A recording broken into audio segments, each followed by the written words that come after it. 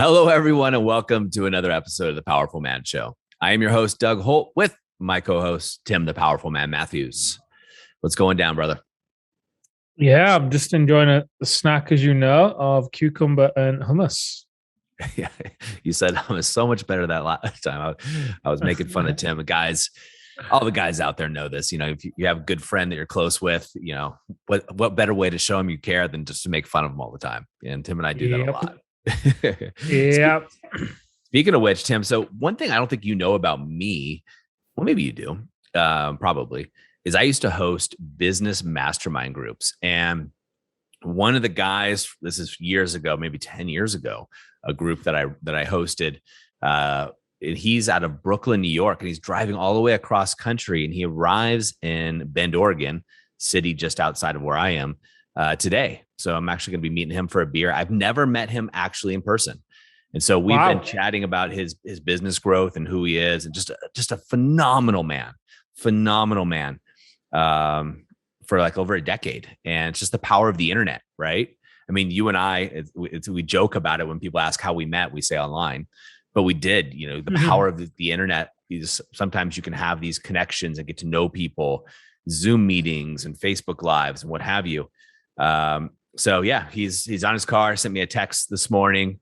He's going to be arriving late this afternoon. I have some meetings up until about 3:30 or so, but we're going to connect and grab a beer. It'll be fun. Wow. Yeah, that will be a lot of fun. Nice. Yeah, it's going to be great. Yeah, I actually have the guy arriving this evening who is guiding me through my Mountain Leader Award, which will be fun. He's, I think he's in his 60s. He always has so many great stories. He's got so many stories from his time. He has no kids. Yeah. So he's kind of like the typical dirtbag climber. Yep. You know, that just traveled the world. Like, he did have a job for most of his life, but you know, he had a job where he would be able to take off for most of the year. I think it was in teaching or something. So anytime there was a holiday, be it summer, Christmas, Easter, whatever, he'd be off climbing for, you know, months. So he's got some really fascinating stories, and one of them always comes out when we're together. So that'll be a lot of fun. And the sun is shining, so maybe we'll get to sit outside as well, which would be nice. Nice. Sun's always shining here, unless there's smoke in the air, it seems like. So it's funny to hear, like, oh man, the sun's shining, let's get outside. We're kind of like, oh, the sun's out, let's just stay inside, because it always is for us.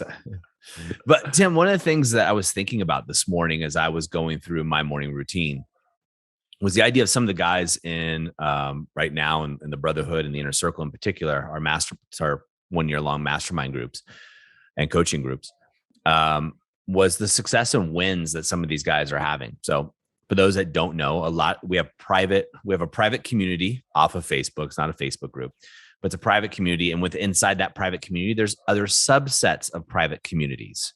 So even the guys that are currently going through the activation method, they're seeing 10% of what's available to them community wise. And there's the Brotherhood, and there's several private communities for the guys in the Inner Circle, et cetera.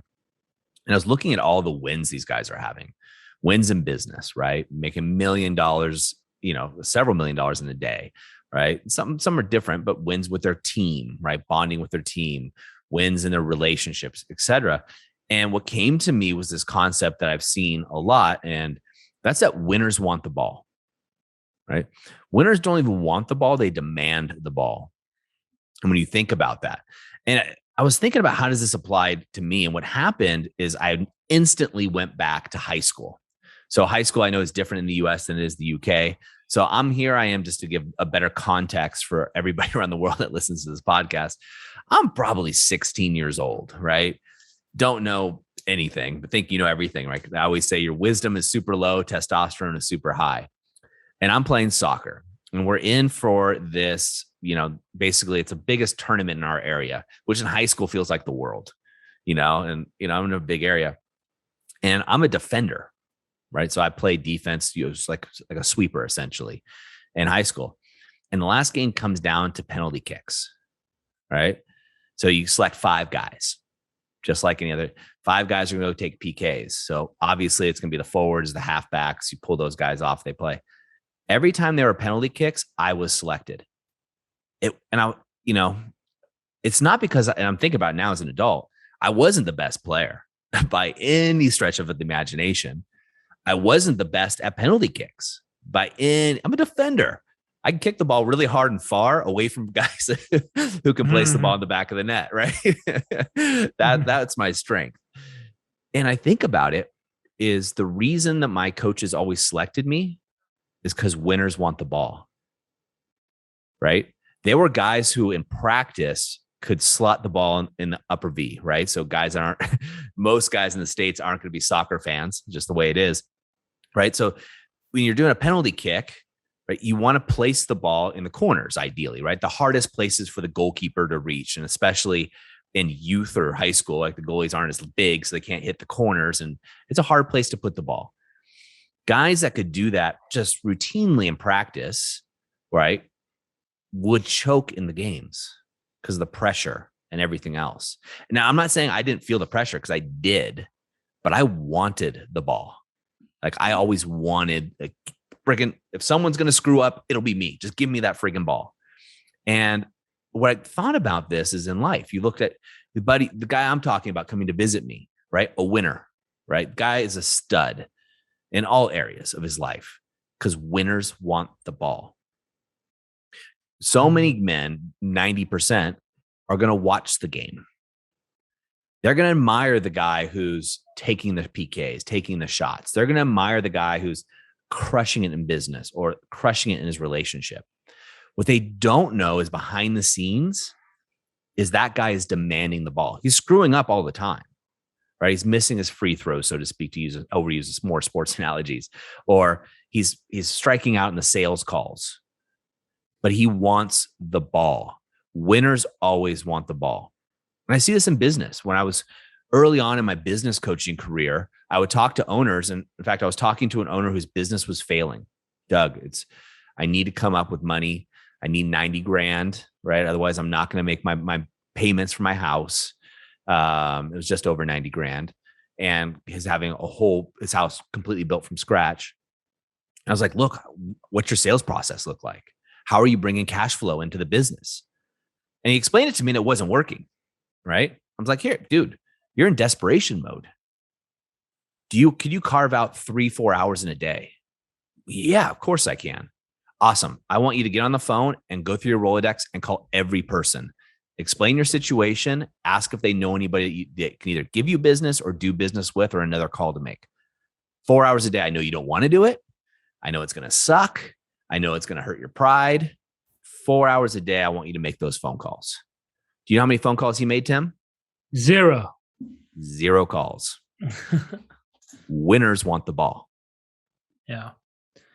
Yeah. It's so many different reminders are going off in my mind right now from Ronaldo, hearing stories about him when he went to Manchester United, and the strength and conditioning coach who was working with him. Ronaldo walks up to him, 18-year-old kid he was at this time. I want to be the best in the world. What do I need to do? So he then put him on a particular program, strength and conditioning program.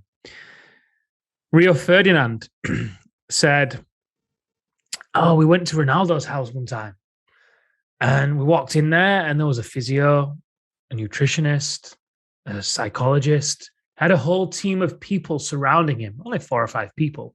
But back then, he's like, people just didn't do this. Like, we were like, who are all these people here, Ronnie? And he's like, and he named them. And then alongside that, what the strength and conditioning coach would say is after practice, he would go at the end of the practice field. There was a hill, right? Ronaldo would go around the back of the hill. There was some woodland, and he'd run drills and practice his skills and do things where nobody else could see him, and then bring those things into training when he was ready to bring them in. And he'd do this over and over and over again. And Michael Jordan, watching that Netflix documentary, The Last Dance, and I read Phil Jackson's book, 11 Rings. How many times, not only did he, but that team pull things off in the last minutes of the game, or the final stretch of the season when they were tired and they were exhausted, and they were on the road. And it's because it was an identity. They were winners. And it was in those moments when the game was the toughest, when they were the most tired, when other teams would relax, thinking they'd given their all, that they would say, "Do you know what? Give me the ball." This is when we put our foot on the gas, right? I think it was Muhammad Ali said something like, "You only start counting when the pain starts." Yeah. Well, they not only say, "Give me the ball," they demand the ball, right? Demand it, yeah.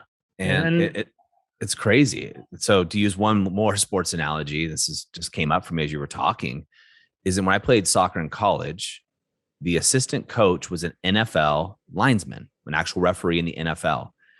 And at the time, this will date myself, and Tim, you don't know who these people are, but Jerry Rice, who is a wide receiver for a team, San Francisco 49ers, arguably the best, right, at the time. He was that guy that in the game just seemed to break away from the defender and catch the ball. Always seemed to be a step ahead. Always seemed to be running, turn at the right time, right when the ball would land in his hands, right? Obviously, the quarterback has part of that, but why didn't the other wide receivers have the same success? And he just seemed to be just naturally just this gifted god of football, American football, so to speak. But what our coach told us, he said, people don't know about Jerry Rice. This reminds me of Ronaldo, what you're saying, is every play that they run in practice, they run the play, everybody else walks back. He reruns the play before and then sprints back. So he catches back with the other guys, but he reruns that play at least twice. Now, here's the best guy, the best wide receiver. He could just chill out, right? No, he runs that same play twice. But here's what's more remarkable to me about that story. Okay. Everybody on the professional athlete, just like Ronaldo, wants to be the best in the world. Every one of them, right? They'd be lying if they said they didn't. Oh, no, it's good just being third best, in my league or what have you. No, all those other wide receivers are watching Jerry Rice do this. They're watching this guy. They are there physically at this practice. You have the best guy in the world, and he's running the same drill twice and sprinting back as they're walking back to the huddle to do the next drill. And yet they're not doing it. They're not doing it. And I see this in business, right? As a business coach, you see this in business, or when I go into a company as an interim CEO, I see this all the time. The success leaves clues. We all know that. But yet people aren't taking the action to do it, right? Men are it's almost like they're more comfortable being deactivated, yet they see, go to our website and we have maybe a fifth of the testimonials that we should have up there, because we have literally hundreds and hundreds of guys that have gone from deactivated to activated, and they're all like, "Hey, this is how I did it." Yet so many men won't step to the line, as we say. They're not asking for the ball in their own life. And this is a question you, Arthur, and I asked ourselves in the UK is, where in my life am I not demanding the ball? And it's a tough conversation to have, because it's a tough place to be honest with yourself. And I'm very fortunate that I have you, I have Arthur and other men around me who love me enough to say, "Yeah, dude, over here in this area, I think you could be doing better, or you're hiding out, or you could be doing more." And then I get to use my own filters and decide, is that true for me? Does that feel good for me? Is that where I want to go? And I have optics on that. Am I not demanding the ball in my relationship, in my marriage? Am I not demanding the ball in the area of being a father? Am I not demanding the ball in the area of business? Right? Another one comes up for me the most is the area of filling my own cup. Right? Am I not demanding the ball? I have plans tonight, right, to do certain things, and my wife's going for a workout, et cetera, et cetera. And this guy's coming into town that I mentioned, coming from Brooklyn. And he's going to be in Bend, Oregon, which is about a 40-minute drive from where I live, And you know me, I turn into like a pumpkin at night. Like I like to be just chilling out in the evening, not going anywhere, right? And there's so many things for me, but that's going to fill my cup. I'm demanding the ball. I'm not asking for it. I'm demanding it in this area. And that created a space for my wife, for my family to create that opportunity for me to show up there and show up in any way that I want to. Easy to make excuses. I'm a dad. I've got a daughter who's only 1.5, a son who's 4, 2 young kids, my wife, all these things. I'm working. She needs time off. I'm demanding the ball, right? And having the optics is first and foremost to know where you need to demand the ball. But you can do it in all the 5 territories, guys. So it's the first thing is have that assessment. Do you feel like you're the MVP in your own life? I'm going to back up for a second, Tim. Here's how I originally did this back in Santa Barbara, California, when I had that journal out. Is I sat down. This was the fork in the road for me, guys. So I sat down with my journal at a coffee shop, right? In Santa Barbara, if you guys have been there, it was down Figueroa Street. I sat there with my journal right when the place opened. I had a cup of coffee there, my journal in front of me, and I started writing. And on the top of my page, I asked a question. If my life was made into a book, say movie too, right? Would it be a book that I would want to read? Would it be? If your life, your real life was made into a book, would it be a book you'd want to read? Would it be a book other people would want to read? Because it's so amazing, the journey you're on. And if that was a story, are you the hero in that story? Or are you just an observer? Are you just a guy going through the paces? But no, Doug, you don't understand my circumstances. You're right, I don't. But this is a simple question. And it was a life-changing question for me because my answer was no, no, no. Would this be a page turner? No, it'd be an interesting story, but would it be a page turner? Nah, it wouldn't have been. So I made some dramatic shifts. I wasn't demanding the ball in many areas of my life, probably all of them, except for my body, right? In that time of my life, I wasn't demanding the ball. And we think about Jordan. You can also think about titans of industry all over the place, right? Ray Dalio. You can think about him. You think Steve Jobs, Jack Welch. They all demanded the ball. Even if you think about the idea of a great father, yeah, the guy that takes the kids and just takes them out and does things with them while the wife relaxes, Shout out to Tony. Whatever. What's that? Shout out to Tony, the guy. Shout out to Tony. Yeah. I mean, whatever picture you paint, does that guy want the ball? Yeah. Chances are he does, right? When you think about the guy that fires up your wife's sex drive, is that the kind of guy that wants the ball? Chances are he does, right? And the reality is, guys, as we're saying these things to you, I bet that there's a vision that's coming up for you of yourself, right? We all have a vision of ourselves, of how we see ourselves living. And, we've spoken about this before. That vision is as unique to you as your fingerprint is. It just is. So when you think of that version of you, maybe the version that Doug talks about in the book, does he want the ball? He will. He'll just take the ball. He'll just grab the motherfucking ball and just run with it, right? It gets me so fired up, the idea of this, because it's so easy and so transformational. And I get that easy things are sometimes hard to do. But the idea of you just taking the ball really just requires you to release the brakes. Take the ball. Look, no one's saying in your life, hey, you cannot have the ball. No, you can't play this game. No, you're not allowed. Go back, sit on the bench. We're not going to pick you right now. If you're listening to this podcast, you are in the game.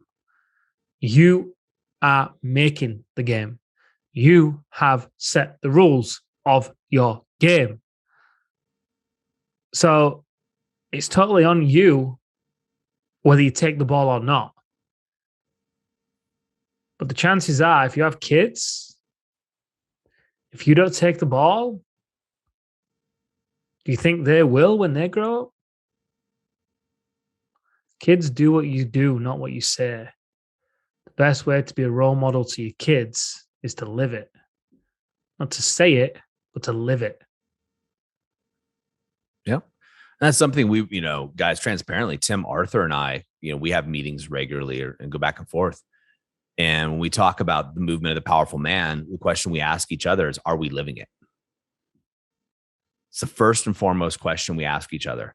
Are we living it? Sometimes one of us will go, nah, you know what? This last week or month, man, I'm just not stepping up. And we figure out why. Where is it? Right? Because, look, winners get sick. Winners happen. But if you want to go from deactivated, the guy that's watching the game, the guy that's waiting for the coach to put him in, right? Sitting on the sidelines nervously, like, oh, it's not the right time, or I'm not ready to take the penalty kicks. I'll take them in practice. But when the big game comes, I don't want to be the guy the coach picks, right? To go up there because I'm nervous. I might miss it. I might shank it, whatever it may be. That's deactivated. And I get it, right? Because I've been there. So I understand. But man, life's richer on the other side of that. So much better. And I wish somebody would have grabbed me and just shook the shit out of me, right? Earlier on in my life or any stage and be like, dude, demand the friggin' ball, right? You're being deactivated. You're deactivated in this area, especially early on in my marriage, Tim. I wish I had the balls to go talk to somebody about this. I just didn't, I confided in some people, and it was really what it came out to is they are in the same issue, but nobody knew how to get out of it. Just what the powerful man didn't exist then. There was a couple other men's groups that are out there that are still out there. I tried them and they didn't work. Those guys were just as clueless. Right. So they just didn't know how to do it. But I was looking for the ball. I was demanding, I was asking for it. And that's why I was able to turn my marriage around. If I waited on the sidelines, there's no doubt in my mind, that either my kids would be raised by another man right now, or my wife and I would have split before we had kids. No doubt. But the difference is I got to a point where I had to demand the ball. I had to find the answers. I had to find the way. It wasn't, I hope this will work. I hope next week she'll be nicer. I hope it will have this will all turn around over time. No, that doesn't work. And this isn't making me special, by the way, guys, by any means, because I'm far from special or perfect. Like I'm the most ordinary guy you'll ever meet. But I demand the ball. And that's what I demand of myself, because I learned the lesson that if I don't demand the ball, I'm just sitting down on the couch watching the game. And this game is the game called life. And I'd rather be playing the game. And sometimes, just like in soccer, when I was playing soccer, you get your licks, right? Someone takes you out from behind, right? The ref doesn't see it. But do you get back up and get back in the game? Or do you go whining, complaining, and, I'm not playing this game anymore? No, it's your life. This is your life. We all need reminders, right? This is your life. Are you demanding the ball in your life? If you're finding yourself in a deactivated state, get your ass into the activation method. Pure and simple. I'm not going to cross it. That's the best way I've ever seen a man to go through it. Second step, get to an alpha reset. Just find a way. I don't care how you have to do it. Just find a way. But demand the ball. For those of you guys that have been, you guys in the inner circle that are listening to this, I get that you've done step 1, step 2, and you're demanding the ball. I'm thinking of you guys as we're talking about this. Jared, Tony, Keith. I'm not going to list all you guys, but you're coming to my mind right now. And I want you to really sit with this. I know you play at a high level, and there's always more, right? There's always more that you're capable of. And I don't mean that from a place of being unfulfilled. I mean it from a place of duty. It is your duty to be the man that you are capable of being. I love that. And this is for those guys, particularly in the inner circle, right? You guys were the Michael Jordan of your team previously, right? It's like in college, right? There's amazing college players, and you could be the best college player in your region. Doesn't mean you're going to make the NBA. And when you make the NBA, you got Michael Jordan, you got Kobe Bryant, you got Shaquille, you got all these guys that are playing with you. Are you going to sink down and say, cool, I'm playing in the NBA. I'm playing with the best. This is amazing. Or are you going to demand the ball and make sure you're the MVP of the NBA in this analogy? Are you going to step your game up continuously so that you're demanding the ball and demanding others around you, right? are also doing it. Because when you start to play a bigger game, guys, you get to up level. You get to start playing better. You get to start demanding the ball in all areas in a greater way. What's the definition of hell, Doug? Definition of hell is being the man you could have been. Could you imagine? I mean, gosh, imagine stepping up, dying, and you go to hell, which is, not trying to be blasphemous to anybody, but play along. And there in front of you is you, but it's the version of you could have been if you put the work in, if you put the play in, if you had more fun in your life, if you would have taken that course, if you would have taken the challenge from your coach. Tim gives you a challenge. Shout out to Tony. I mean, look at the videos he's producing, and it's just, they're freaking amazing, right? And the insights he's giving, that's way out. It was way outside his comfort zone. And I know the guys that are listening to this podcast are like, who are you guys talking about, right? But the men that are involved in the movement, they know, because they're seeing it. They're witnessing Michael Jordan demand the ball, not ask for it. Tony's not going, oh, excuse me, can I play with you guys? No, give me the rock. Give it to me. I got this. And, just like Jordan, there's trepidation. There's other things that go on. This isn't natural for him, or wasn't natural for him. And so, guys, when you're listening to this, I don't know if you know whatever's coming up for you. What I'm going to ask you is the same question that I posed in the UK to Tim and Arthur and myself, is where in the 5 territories are you not releasing the brakes? Are you not demanding the ball? Is it in the area of self? That was me, right? That's me. That's my area that I'm working on. Is it in health? Is it in wealth? Is it in relationships? Or is it in business? One of those 5, maybe none for you, maybe all 5. Maybe you're like, shit, man, all 5 of these areas aren't good. I'm deactivating all of them. Cool. No judgment.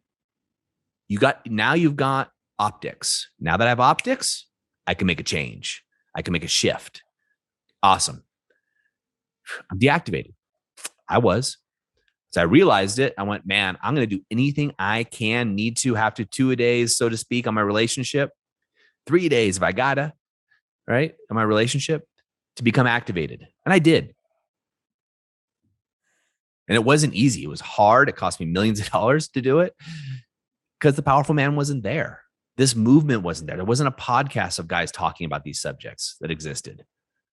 I wish there was the shortcut that we have called the activation method now. I wish that existed, and it didn't. That's why I got involved in this movement, because that's what I wanted. So guys, as we wrap this up, I really want you to take action. That includes you guys that are in the activation method currently that are listening to this, the alumni, the brotherhood, the inner circle, or anybody that's doing one-on-one coaching with one of our coaches. I want you guys to do this too.